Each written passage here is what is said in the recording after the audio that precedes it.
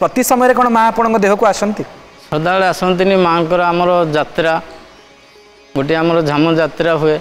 क्यों क्यों समय वर्ष को आपको अनुभव हुए देवी आज्ञा संक्रांति रे आसती माँ प्रति संक्रांति रे आसती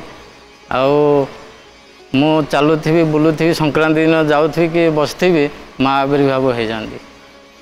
एवं से समय आप किसी बुझी पारती ना आपे आपे सब जिन डाकिले मध्य भी मु किसी जानी पारे ना पुआ पुआ घरे पुआ बहु सब चुदी डाकिले ना बापा कि किसी जिनस मुझे जानी पारे ना से समय भक्त बंधु आम पुराण शास्त्र आधार रे जेतेबेले मातृशक्ति उपर आलोचना करूचे